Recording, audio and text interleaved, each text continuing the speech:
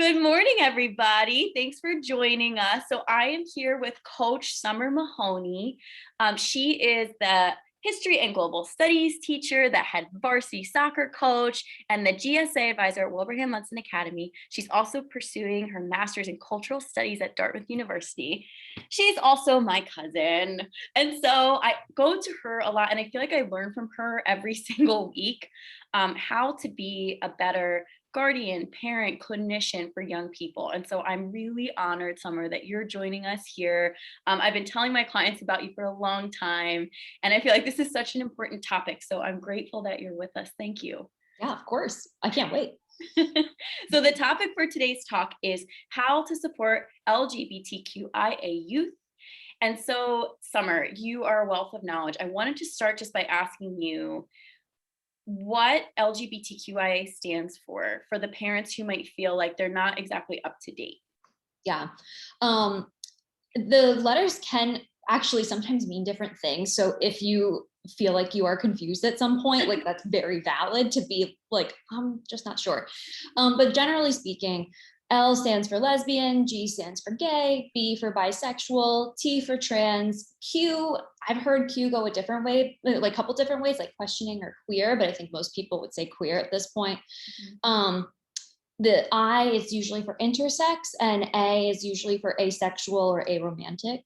And then I see this in a lot of places, and I always do this. I always add like the plus at the end to indicate that there are multiple different identities who like can fall under our like LGBTQ spectrum and our LGBTQ community.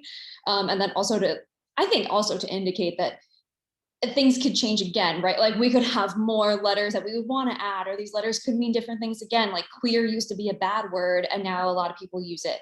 So the plus is just like to make sure like covering, like everybody's welcome here.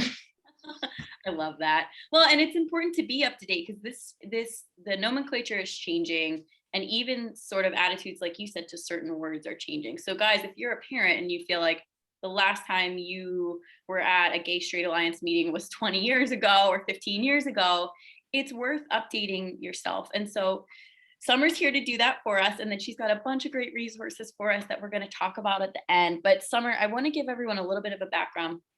So guys, something additional that I find that gives Coach Mahoney a bit of a really like extra good insight into how to support youth is that, so she teaches at a boarding school, right? And that means you're a dorm parent. And so you're available 24/7, living at the end of a residential hall. So the youth and the kids can come talk to you 11 o'clock, midnight. You're not exactly a parent, but you are a loving, caring adult. And so I feel like you kind of hear the side of the story that a lot of parents may not hear, even teachers may not hear. And so I want to get your unique perspective on what you think we can really do best to support LGBTQIA plus youth. Yeah, I think probably the number one thing that most kids want is, well, the number one, when kids look at their parents, oftentimes, even on their worst day or the worst day of their relationship with their parents, they still want to make you happy and proud. And if they feel like if they aren't meeting your expectations, that is going to just like send them into like a little, like just sends them into like a little ball, and they just want to hide in the corner. And that is very applicable when it comes to like supporting your LGBTQ kids. So like kids will not come out to you if they think that doing so is going to disappoint you. And that can happen with even the most like, like we're the most liberal family in the world, we're the most progressive, like, oh, we have gay friends. But if your kid has been picking up on signals, even very subtle signals, their whole lives that you've always thought they would be straight, because they don't want to like ruin that expectation, they don't want to fall short of that expectation, that's going to like suck them deeper into the closet. Okay. So I think one of the most important things for parents is to just try as hard as you can to stop assuming that your kid is straight. Okay.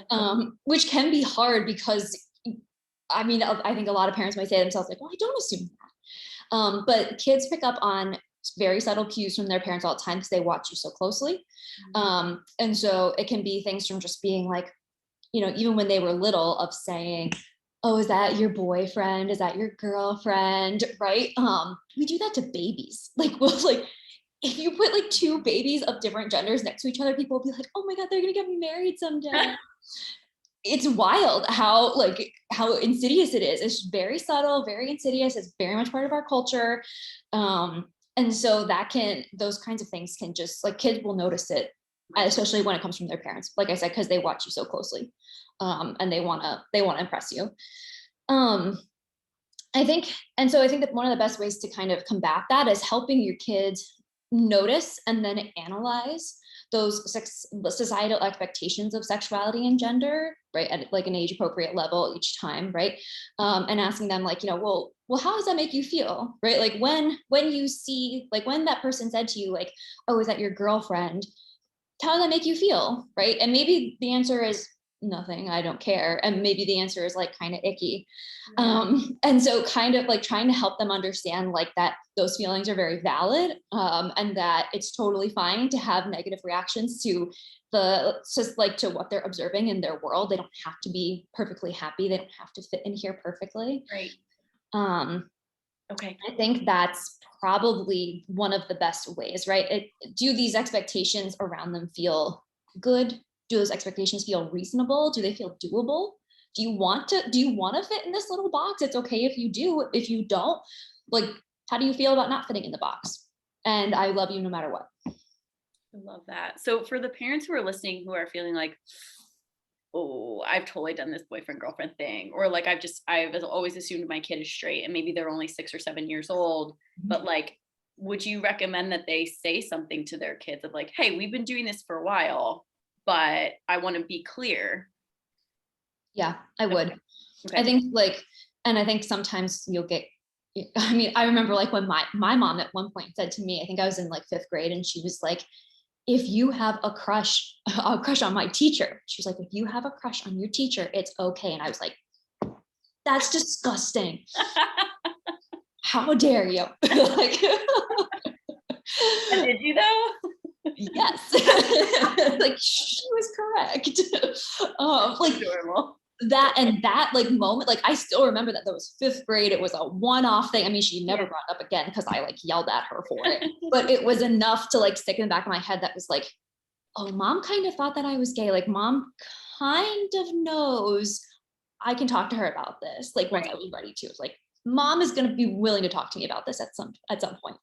Beautiful. Yeah. Beautiful. Okay, good. So just planting the seeds, even if the reaction is a little weird, that like, hey, it's okay, right? Mm-hmm. And even if, I think we're going to talk about this later, just even in terms of like boundaries around who comes over and who stays over, and if your kid is gay or straight, but just like really adopting this gender neutral stance from the very early days, mm-hmm. of like, we don't have any expectations of who you're going to have a crush on. It could be boys or girls or people who don't identify as either. Mm-hmm. I think is really powerful, and just giving your kids this sense of like, I'm a safe person when you want to talk about these things. And it might not be for 5 years, but it's back there that, I'm down to talk about it. Okay, beautiful. Yep. Mm-hmm.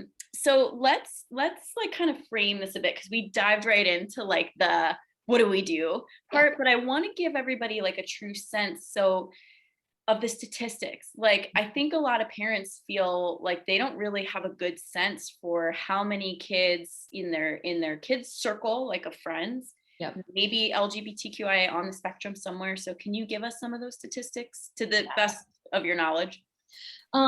Yeah, and it can be kind of hard to get statistics on kids because it's hard to ask those questions. It's hard to get I think even in data collection in general, it's hard to like get a hold of kids, like versus adults, where you can kind of do like a sort of national like approach, which is, there was a Gallup poll that just came out a few months ago, actually, about adults, saying that according to what they saw, about 5.6% of American adults identify as LGBT, which is up from the last time they did that poll in 2017, like by a whole percentage point. Okay. And then in terms of kids, like I said, it is kind of hard to get that kind of data, but there was a report done by UCLA recently that said that about 9.5% of American youth, which they just defined as 13 to 17, identifies as LGB, so like in terms of their sexuality, lesbian, gay, bi, and then about 0.73, so less than 1% of American youth, 13 to 17, identify as trans. Okay. So they kind of like, they wanted to disaggregate the data that way. So in terms of like adults, right, you can see there's a huge gap between how many adults are currently identifying as, or at least are able to say on a poll, right, even an anonymous poll, that they are gay. But the kids, like, we're going to start to see something pretty significant change in terms of just American society. I don't have any data for like globally. I couldn't find any. Yeah. So twice, that's it. That to me, that's interesting. My brain is already registering like a 200% increase. And so, because I think I get a lot of parents coming in saying like, that Gen Z is much more open about being on a spectrum in multiple ways, including sexuality and sexual preference and gender identity. And so we are seeing that in the numbers too. And so I think this is even more of a reason why we as parents need to upskill, because we, if you're kind of Gen Z or older, you probably didn't get as much exposure to this topic just in everyday conversation. So again, why I'm so grateful you're here, Summer. So let's talk about, like we said, stop assuming the kids are straight, period. Like that's a really good first touch point.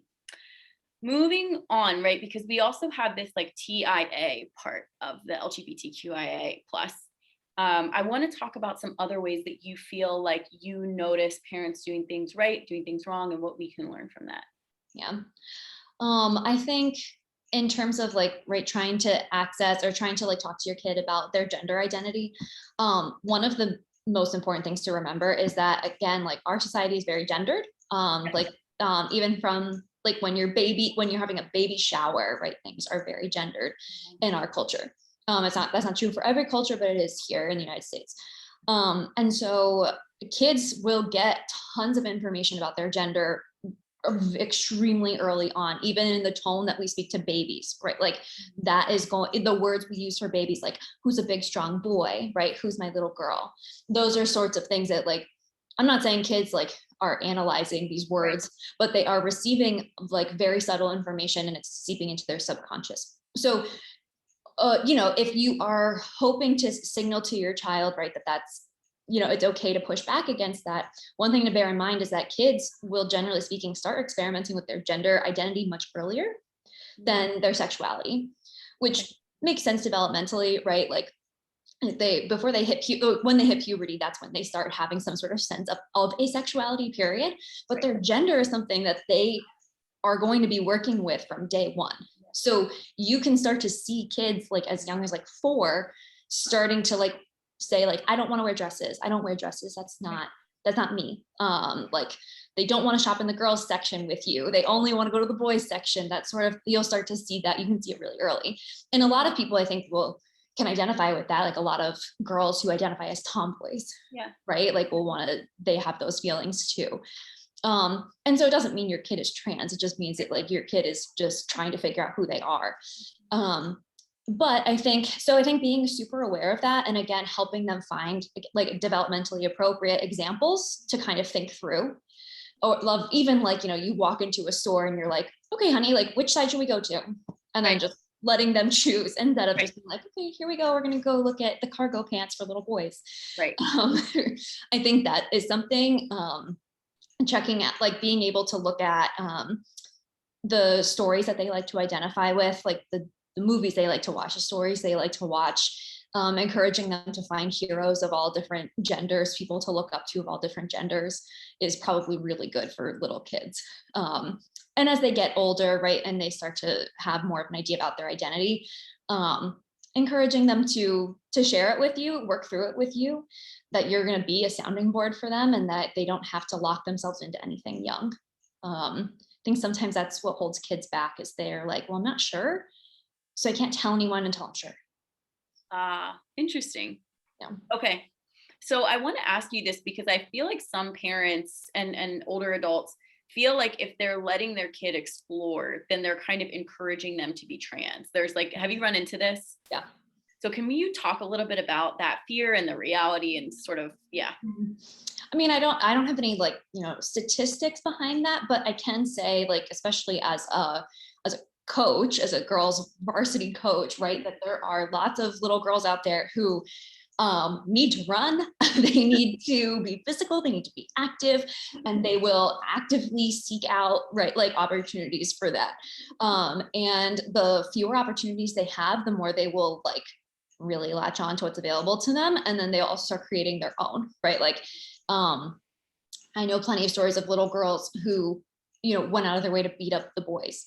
Right. Like, because they were like, I don't know how else to prove what I'm trying, like my Right. identity and who I Right. am, and that I'm a tough girl.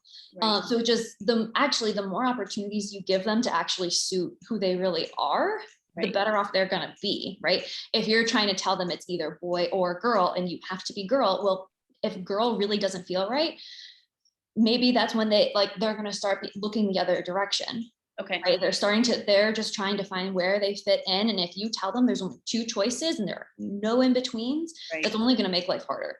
Right. So I think multiple options is really good, right? And I also think that, like I said, they know really young. They want to start playing with this stuff super young. Well, and I think our culture really divides things. This is what you're saying. Whereas you can approach it as a parent as more of a spectrum. Mhm. So not freaking out if your kid wants to wear a skirt or pants, and just recognizing that like globally, those clothing items are not gendered. Same thing with sports. Like plenty of girls want to play football, right? Plenty of boys want to dance. Like there's no, I think as people who grew up in America and people who are like, again, Gen Z age and older, maybe didn't get exposure to the fact that this is a spectrum, have a reaction when their kid wants to do something that they feel is gendered. But sort of taking that off the table for your kid and letting them explore everything is not only a way to help them develop, but to let them know like you're a safe person to talk about this stuff with. So I love that. What do you see like popping up for kids in terms of issues as they face these topics? Because I think sometimes this happens outside of parental awareness and these kids are dealing with this on their own. Mm-hmm. I actually have a little bit of data about that from the Human Rights Campaign. They did a whole study about kids coming out, which has been really interesting to read through. And kids are like 91% of the kids who are out, they are out to their friends, but only 56% are out to their family. And that's something that corresponds with like my anecdotal experience, is that kids are going to be much more willing to talk to their friends, even their teachers, before they're willing to talk to their families, because of that like really deep fear of upsetting their parents and of feeling like they've let their parents down. So that being said, right, because most kids are out to their friends or they're out at school more often, a lot of the more like specific things that I see are that it's exhausting to keep coming out. Like their friends, a lot of like their peers will assume that they're also straight. And even if they are out, they're like, no, not like I'm Right. out, but they have to tell that to each person they interact with. And that's exhausting. Yeah. And dealing with the questions and the looks or whatever just gets tiring after a while. I get this a lot, especially because I work at a small school, is the whole like, I'm the only gay person here. How? So far. Like, yeah. Or they'll be like, there's only two of us, but I don't want to date him. Like, he's my friend, I don't want to date him, right? But like, I don't know who else to date. Especially teenagers, they're very interested in the whole dating thing. And I think the most of the teasing that they get, in my experience, is like this sense that they, like, you know, if you're a gay young woman, you have a crush on all your girlfriends. If you're a gay young man, you have a crush on all of your male friends. Right. Which is so unfair. Yeah, it's unfair. And I would say a lot of those people also probably subscribe to the idea that, like, you know, men and women can't be friends because there's just too much sexual tension there, which is just categorically untrue. Right. So I think that's probably the most painful part, that's probably most of where the teasing comes from. I would say at my school, which is very international, We have some really interesting culture clashes that happen with our kids who are out, and kids who come from really conservative parts of the world who see sexuality in very specific ways. And so sometimes the teasing can be actually like a little bit more aggressive in that way.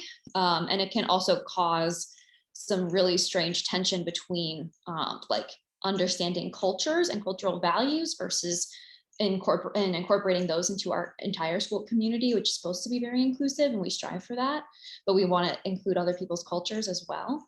Right. So we bump into that problem occasionally. Yeah. Okay. So how can parents help? And I'll say, like, right up front, it again makes sense to me why guys, like, I'm talking to parents right now. And Summer, we talked about this yesterday, so I want you to kind of explain this a bit more, but you don't want a barrier for your kid coming out to you to be like, well, now all of a sudden my friends aren't going to be able to sleep over. You know, like my parents are going to assume that I have a crush on all my same gender friends. And I feel like I'm getting like negative consequences for coming out, or like suspicion now. And so it makes sense why, especially as your kids are young, to think about just having across the board gender neutral rules and guidelines and boundaries about friendships and time together and all that. So yes, tell us, how do we help? It's tough. I don't think there are any clear cut rules here other than like the best advice I can give is just to try to have the most honest and open communication you can with your kids from the earliest point forward. And to start thinking about as parents, right? What's the point of the sleepover? Why does my kid want to have a sleepover? Why is that something that I want for them, right? A lot of it, like, and a lot of times that comes down to, I want my kid to have a positive childhood. I want them to have close friends, good friends. Sleepovers are a canonical part of American culture, right? Like everybody's got to go to a sleepover at least once, stay up late, talk to their friends, share their secrets, right? So really what we're hoping for our kids, I think in most cases is, creating true, strong bonds between them and their peers. So is a sleepover the only way to do that? No, right? You can absolutely create strong bonds with your peers in other ways. Are sleepovers something that your kid might really, really want? Absolutely. And that's something I told you this story yesterday when we were talking. That's something I've dealt with in the dorm, where I've had girls come out to me, but only me. And then they've done sleepovers with their girlfriends and they're not out to everybody else. And I've been like, excuse you, what? Like, you waited until I wasn't on duty that night to ask for a sleepover with your girlfriend? Okay, yeah, you're being sneaky, right? So absolutely, that's what they want. So you think about, right, what's the point of the sleepover? Also, I would say that there's plenty of raucous and rowdy stuff that can happen at a same gender sleepover for everyone who is straight, because they're like talking about sex, they're sharing their secrets, they're trying to sneak alcohol, right? Like they get up to all kinds of crazy crap.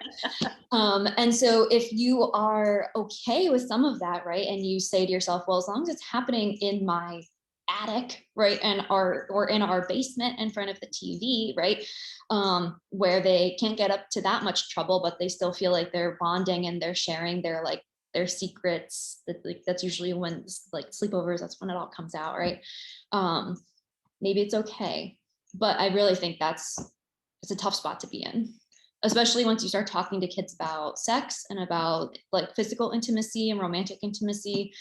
It can get really complicated, especially with your queer kids who are like, well, I can't get pregnant, so what's your problem? Yeah. So guys, I want you to hear this loud and clear. Like, these conversations are going to be happening really early, probably earlier than you think your kids are ready for it. Right. So sleepovers at like 6, 7, 8, 9, 10, you're not seeing any signs that they're attracted to anybody, but this is actually the perfect time to talk about boundaries with sleepovers.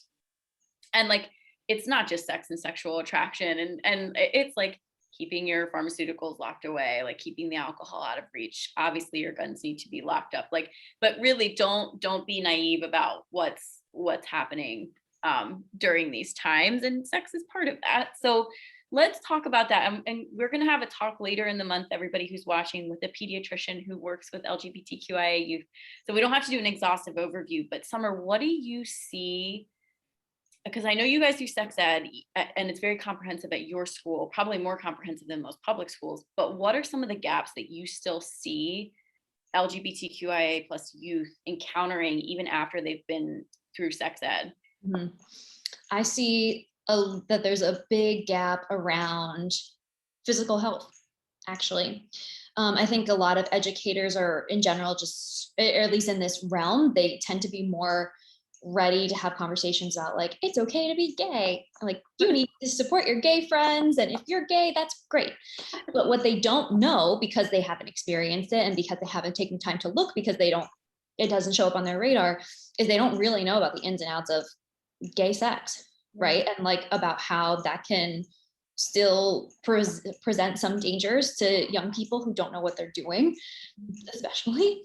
So things about like the fact that you can still get STIs from gay sex. It doesn't need to be the traditional, like traditional body parts that are involved in order for like STIs to happen. I mean, I think that's probably still something a lot of people struggle with in general in their relationships. But that's a big one, right? How do you use protection if you're gay, right? Like, is there protection for women and women, right? Or people who both have vaginas? Is there a way to use protection? Should I be using protection?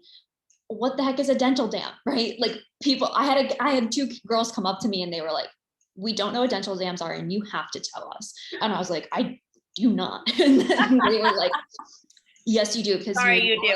You're the only lesbian that we know, and we don't know what it is. And I was like, oh my Atlanta. Like, I had to email the health teacher. Like, they need to, someone else needs to be in charge of this. Or like, how, like if there's two people who both have penises, like, how do you have anal sex, right? Like, there's a lot of stigma around that. And so people just don't know. And then there's all these young boys who have these like terrifying first experiences.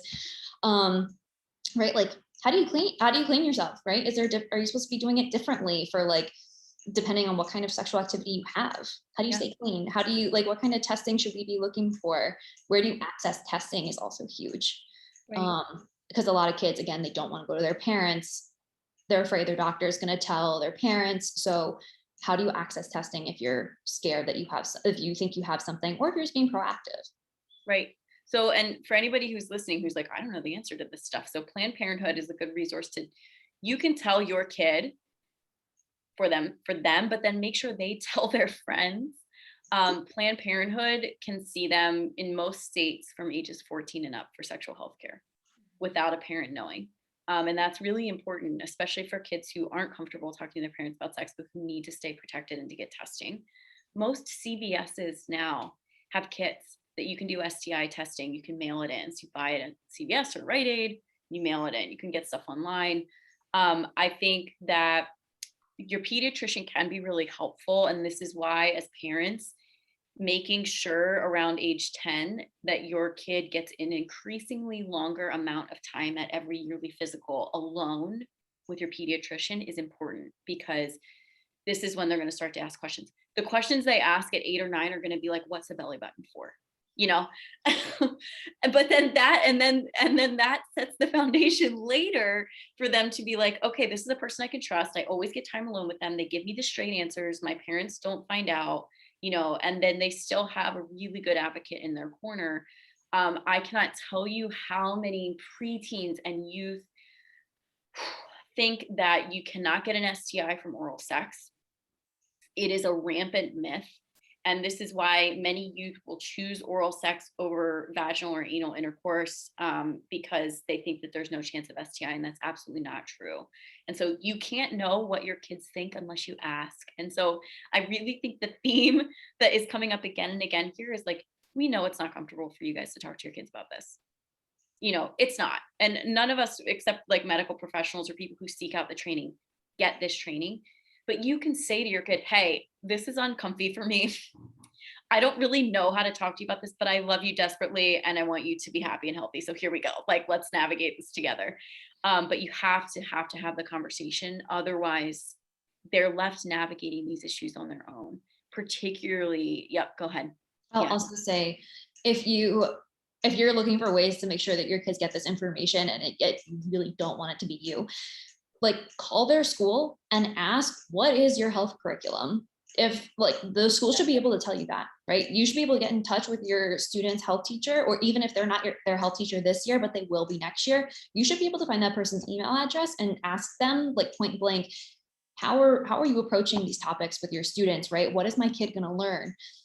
Because a lot of times schools, they don't, like institutions, like most of us individuals, we don't change unless we're pushed to. And so schools won't change what they're doing unless they think that there's a need. And that a lot of times that comes from parents. I love that. And making sure to ask your kids too, like, do you have a safe person that you can talk to? Like, let's say you have a concern about a friend or concern about this, and maybe you don't feel comfortable talking to me. Like, who are the people that you feel comfortable talking to? Because Summer, I know you're that person for a lot of kids. And so it could be a coach, it could be a teacher, it could be a mentor, and making sure that your kids have access to that person. It takes a village. It really does. Yeah. And I tell my students that, right? Like I'll have kids who want to be part of my advisory group, and my advisory group is always full. And I'll say, guys, I don't need to be your advisor in order to be part of your team, right? Like, and actually sometimes it's better for your advisor to not be your only person. And that applies to being a parent too, right? Sometimes actually better for your parent to not be your only source of support, right? It's better to spread the wealth, right? Have multiple people who care deeply about this child, people with different layers of expertise who have different approaches, different senses of humor, right? And different life experiences who can help your kid, right? Like for me, I think that's kind of the goal. Yes. Well, and I know you know this because of your training, but in American culture, parents do most of the parenting, biological parents, right? Whereas in other cultures, biological parents might only do 25, even 10% of child rearing. And it's the allo parents, and allo just means alongside or with. So other loving, caring adults who actually end up doing the majority of the child rearing. So we have it flipped in our culture where I think as parents, we feel a lot of responsibility. We spend a lot of time with our kids, but like really just getting more loving and caring adults in their life who are not straight, right? Or who don't have a typical gender presentation, like, is important. Yeah. Beautiful. Okay. So what do you wish that more parents knew? I'm going to give you like this sort of time to talk about whatever you want, and then we're going to end with our last two questions. But okay. Yeah. I think the most important thing for me, for parents to know, is just like to start teaching yourself to become much more aware of those kind of subtle cues that your kids are taking in about gender and sexuality, right? Like start looking for it, start noticing it, and then start practicing having those conversations with them. Because at the end of the day, it really does come down to that even on their worst days, they do not want to disappoint you. That is one of their deepest fears universally, is disappointing their parents. And so making expectations clear that this is not going to result in being a disappointment to them is huge. And so looking for those messages that your kids are receiving that tells them they have to be a certain way can really can seriously change things. And kids like having those conversations, in my experience. Like they like being able to be like, yeah, and then this commercial is like this, and then like, yeah, like how come like girls' pants are done in like sizes 4 and 6, but men's are like, they like having those conversations. They're into that sort of thing, in my experience. Take advantage of your preteens' ability to spot what's wrong with adults, and culture, and have conversations. Yes. Oh yeah, let it rip, man. Like they are ready. And I also wish, like, one of the biggest questions that I get from adults is, when did you know you were gay? And I often respond with, how did you know when you were straight? And then they will say to me, come on, Summer. And I'm like, no, seriously. Yeah. Seriously, when did you know you were straight? Right. And because usually the answer is, well, I guess I always assumed I was straight, and I never received any contrasting information about that, like from my own internal systems. I never got any contrasting information. But a lot of times we first notice our sexuality when we have like a crush, right? And that can happen when you're like, 5th grade, 6th grade, like usually I think in there. And so being on the lookout for that, right? And sexuality doesn't mean sex, right? Like necessarily, it means like your orientation. So watching and hoping that your kids are going to have these experiences and that they're going to share with you is huge. Like I said, like when I was in 5th grade, I totally had a crush on my teacher, and my mom was like, girl, okay. Like, Well, and and she's very pretty. Like she's a very pretty teacher. oh, And I was just like, no. But maybe if I had, maybe if I had had a different experience earlier on, then maybe I would have been like, yeah, mom, she is really pretty. Like maybe that would have been the response. And so like that happens young. And I really do. I think I always just want to encourage parents, like, don't forget what it's like to be a kid. yeah. Go Well, back, and look through your old pictures, look through your old journals, home videos, whatever it is. Don't forget. Because it is a pretty cool, like, you never have so few responsibilities. And it's nice to look back on that. oh, And yeah. just your only job is just to be yourself. And so I think parenting is, at this point in my life, I find it like mind boggling. Like I call myself a JV parent because I don't think I'm at the varsity level yet. And there's just so much responsibility involved, but it can be like a joy, and helping your kid learn more about themselves can really be a joy. It can be a good thing. It can be fun. It doesn't have to be scary. Yeah, I got anybody who is feeling something in their body being activated by this conversation. They're feeling a little scared or something. Please read the book Untangled by Lisa D'Amour. She's a doctor, a psychologist. She's incredible. And she really helps you kind of navigate these childhood crushes. Because I think, again, for a lot of parents, it feels scary. And it might happen earlier than you're expecting, that your kid is like voicing that they have a crush on somebody or that they want to kiss somebody. And it can trigger fear for a lot of people who aren't literate in having these conversations. And so something that Lisa D'Amour says that I really love is like, our culture is steeped in romance and stories of romance. And from a very young age, kids see stories of partners, right? Like think about like every Disney movie, Cinderella, they're just, it's from a very young age. And so they want that special relationship of their own starting really young. This is why 3-year-olds will kind of like push their mom out of the way and want to go on a date with their dad or vice versa, because they want that special connection. And so they want that early. So that's why you have to be prepared to have these conversations early. And they should want that. They should want a loving, healthy relationship. And as a parent, or a loving adult in a child's life, it really is our responsibility to equip them to do that healthfully. Right. So rather than being like, oh my God, you have a crush, I'm not ready to handle this, no matter what gender of a person you're attracted to, being like, okay, cool. That makes sense. Like, of course you want a special relationship. Here's how you navigate consent. Right. All these important topics. So if you're feeling uncomfy, that's a good resource for you. So Summer, but give us more resources, because I feel like at this point people are like, I need to upskill. How do I do this? Yeah. What now? Yeah. So I've kind of divided my ideas about resources into like resources for adults, resources for kids, because I think, because sometimes those two things do not overlap. In terms of resources for adults, one of my favorite things, and I think it's very accessible, is the Nancy podcast from WNYC. It's a podcast, you listen to it in your car. The episodes are like, some of them are short, some are long, like just listen to it when you're on a drive. And basically what they do is it's 2 queer hosts, and they kind of go over topics that are relevant to LGBTQ history, to being an LGBTQ adult, to being a kid coming out. Like they go over that, and they don't just use their own personal stories. They use data. They like bring in professionals. They bring in like their listeners often contribute too. So you get like a lot of stories coming at you. But they have a ton of resources, and there's like, I guarantee there's gonna be someone on there who you can like relate to, and you're gonna like want to know more about that person and their life story.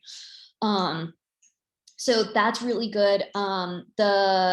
The Trevor Project Support Center is actually really, really good. They have a ton of resources, and they divide them up in really like smart, intuitive ways. So Trevor Project, that's a great place to go. In terms of like movies or documentaries, The Life and Death of Marsha P. Johnson is on Netflix. It's so good. It's about the beginning of the LGBTQ movement, right? For rights, for marriage rights, for the ability to be out without receiving any sort of discrimination from your employer. And one of my favorites this is very much only for adults, is the comedy special Nanette by Hannah Gadsby. It was very popular a couple years ago, but it's still on Netflix. And I watched it I was in my apartment up at Dartmouth, and my roommate like saw me like laughing to myself while I was watching it. And then he came back in and I was like in tears, and he was like, whoa, that changed really fast. And I was like, she's so good. She's really incredible. Her stories are amazing. Okay. And then like in terms of fiction for adults, right? Like I wish I could make every adult read Angels in America by Tony Kushner, which is a play, but it's really good to read. And I wish I could make everybody read Fun Home by Alison Bechdel. Not only adults, not kids. Don't let kids read Fun Home. Okay. And it's a graphic novel though. So that's why I'm like, it's not for kids. Okay. Trust me, they won't even try to read Angels in America. They'll be like, that looks boring. No. Okay. For kids, one of the like most talked about books for kids is Juliet Takes a Breath. Very popular. It just came out. It's a novel. The author is queer. It's about a queer girl. Really, really good stuff. A great movie is The Way He Looks. I think it takes a very honest look at adolescence. So I would really only show it to an adolescent, not like a child. Beautiful movie. The Half of It, which is the new one on Netflix, is very cute, like a little rom-com. It's adorable. And Pariah is very intense, but it is, again, a very honest look at adolescence that an adolescent would certainly be able to handle watching. Okay. Not a child. Okay. Yeah. Okay. And then again, like for kids, the Glisten student support portal is really good. It gives kids, it like is so empowering for students at their own schools and gives them all these ideas and resources, like everything's free. So that's a great place for kids. And again, the Trevor Project Support Center is really good too. They have like very accessible stuff for kids. So we'll link these guys. We'll in the post later so that you can go find some of these. But I think having a conversation with your kids and being like, hey, we're going to watch this tonight. And, just kind of leaving it at that. And then at the end being like, what did you think about this? If you want to read some of these books first, right? Like Juliet Takes the Breath, read it first. And then you can just leave it on your kid's bed with a note like, hey, found this in the store while I was browsing. Love mom or love dad, and just leave it and see if they want to pick it up. That can be like a nice way to start. If you feel like maybe there hasn't been a lot of inclusion, or you've had a very narrow definition of partnerships and sexuality in your family up until this point, this is a really like, oh my God, what's easier than just like sitting down with popcorn and watching a movie together, and it's a lot more fun.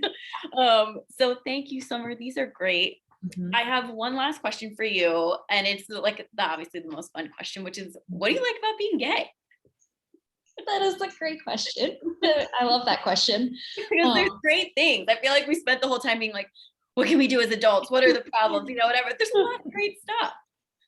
Yeah. And I like, hardly anyone ever asks me that question, but I go out of my way to like talk about it anyway. Insert it into life. Yeah. Because it's true. There are so many great things about being gay. It forces you to like really have a deeper understanding of yourself and your identity, like to go through that process to push away these societal expectations, and then to find out what's underneath that is like, it really does, I think, make a lot of LGBTQ people like look deeper faster. Like you become a little bit more self-aware, a little bit quicker maybe than like your average straight person who hasn't come across these barriers often does. But I think the best part is how freeing it is. Like I'm a cisgendered woman, but how freeing it was for me to like realize that no one was telling me what I thought women should look like or should be beautiful. Like beautiful women are very much like supposed to be viewed through a male lens. Mm-hmm. And the idea of feminine beauty is very much supposed to be catered towards men. And so when I finally like came out and really embraced this part of my identity as being queer, all of a sudden I was like, that girl's hot, and no one like, and maybe I'm hot too. Like because I don't like, all of a sudden it was like very freeing for me personally to just realize that like society wasn't really looking at me and expecting me to be a certain way, because society wasn't really thinking about me. Like they were just like, the gays, like they're over there in their own corner. And we don't need to cater to them. And so that was like actually kind of really freeing. I got to like see my own sexuality in a different, like in a really nice way. Like different body types are very like attractive to me, and nobody's like shaming me for any of that. Yep. And it's nice to be able to be like, well, if I think, like girls with like bellies are hot, then maybe other people will think that what I have is hot too. Yep. It's so nice. It was so freeing to avoid all that junk because it's so bad. Some of it is so bad. Put this in a bottle, please. Just prescribe it to everyone. Mm-hmm. Beautiful. And that's what's awaiting your kids on the other side of these conversations, right? It's like more acceptance, more love, more peace, better mental health. I think it can feel a little scary to delve into these areas with your kids. We've said this a bunch of times, but I hope what you're hearing from this conversation is actually there's more freedom. There's more joy on the other side of this. Your kids will be more prepared. They'll be more willing to talk to you. You're not going to have things, them having this separate life from you that you aren't included in. You get to still be their mentor, right? And their companion as they go through life, when they know you'll accept all of them. Yeah. And I will also say, like, the statistics support the idea that, like, it makes sense that those of us who are adults now, like, we don't know as many gay people. We don't know as many people who are out as our children are going to. We just don't. And there are different reasons for that. It comes from the AIDS epidemic and the way that it decimated the LGBTQ community in the 70s, the 80s, even the early 90s. Like, there are that whole generation of gay people is gone, right? Like, and like we said with the statistics earlier, it makes sense if this is kind of scary because our society has been lacking in gay people. Yep. Yeah. In some literal ways, like because of like health problems. And then in some ways, because like people have been scared into the closet, people have been scared back into the closet. So it's okay that, like, if you're looking at us and you're like, oh my God, how do I get here? It's okay that you're not there yet. How would you know? Like, it's totally fine. But yeah, it can be a really joyful, wonderful thing to see your kid like blossom in that way. Well, thank you so much, Summer, for telling us all this amazing information, giving us these resources, for joining us today. This will be one of many conversations, I hope. Guys, go follow Summer. She'll be tagged in this post so that you can stay up to date with her posts. She can be an ally for you too, moving forward as you figure out how to be an ally for your parent. And I want to leave you guys with this. So some of you are listening to this and you're thinking, okay, I'm going to do this with my kid, or like my loved one who's under 18, or, like who I'm a mentor for. But I want you to remember, maybe one of your kids' friends is going to be needing a safe person. And it really only takes one safe person, right? And you might be that for them. And so while this might not be for your kids or someone you know personally yet, undoubtedly 1 in 10 at a minimum of your kids' friends are going to be navigating part of this aspect of sexuality as they continue to grow up. And so you can be that safe person for them too. So thank you, Summer. Amen. Yeah, thank you. This was awesome. Thank you. And we'll talk with you soon. Yep. Have a good one. Bye, everybody. Bye.